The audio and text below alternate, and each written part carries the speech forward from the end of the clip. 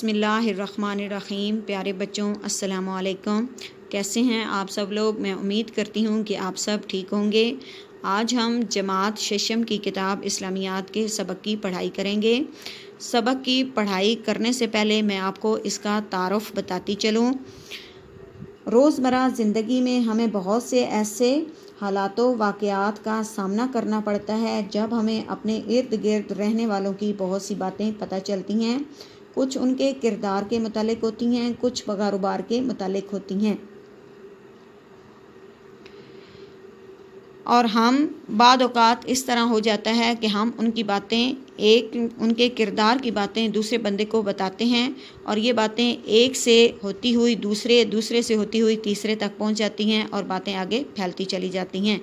مثال کے طور پر جب آپ اپنی کلاس روم ہم جماعت کے ساتھ ہوتے ہیں اور آپ کو پتہ چلتا ہے کہ آپ کا ایک ہم جماعت ساتھی کسی دکان پر پارٹ ٹائم نوکری کرتا ہے اور وہ کسی کو یہ بتانا نہیں چاہتا کہ وہ چھٹی کے بعد کام کرتا ہے، اور آپ اس کی یہ بات امانت رکھنے کی بجائے اس کے دوستوں کو اور اپنے ہم جماعت ساتھیوں کو بتا دیتے ہیں، تو یہ امانت کے بجائے خیانت ہوتی ہے۔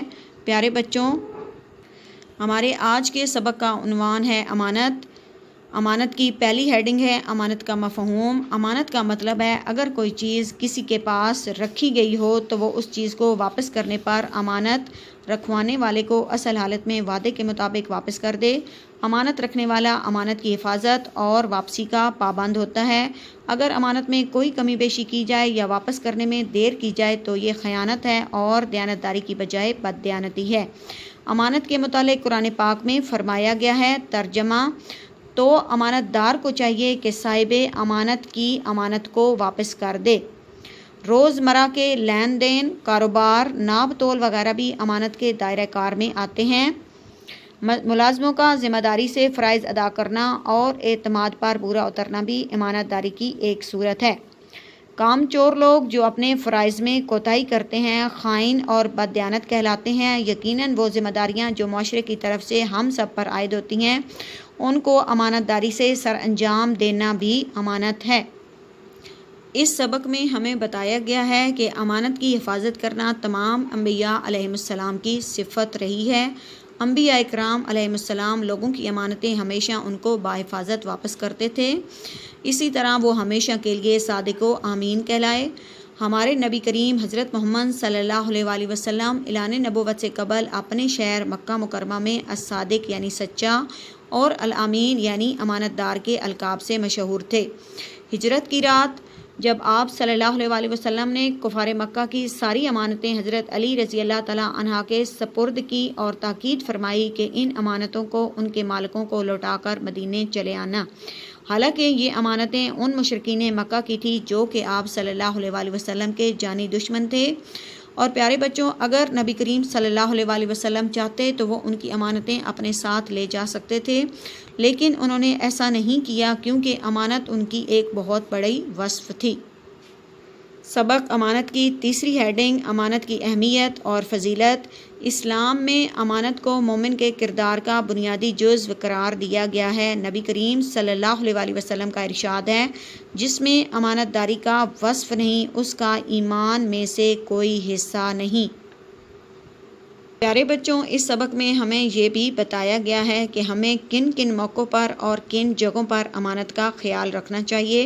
نبی کریم صلی اللہ علیہ وآلہ وسلم نے مشورے کو بھی امانت قرار دے دیا ہے۔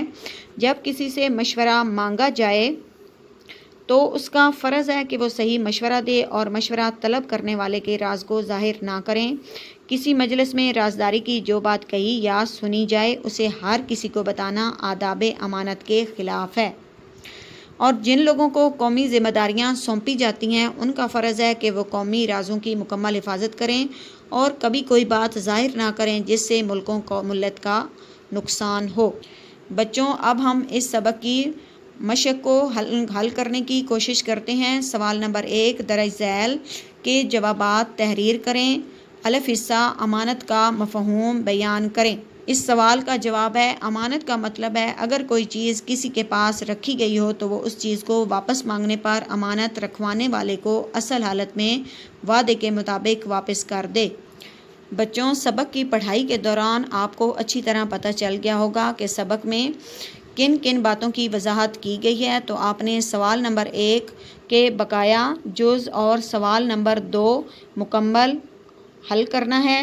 اب آگے ہم سوال نمبر 3 حل کرتے ہیں۔ سوال نمبر 3 صحیح جواب پر ٹک کا نشان لگائیں۔ رسول اللہ صلی اللہ علیہ وآلہ وسلم نے کفار مکہ کی امانتیں حضرت علی رضی اللہ تعالیٰ عنہ کے سپرد کب فرمائیں؟ اس کے 3 آپشن دیے گئے ہیں۔ نمبر 1 واقعہ معراج، نمبر 2 نزول وحی اور نمبر 3 ہجرت۔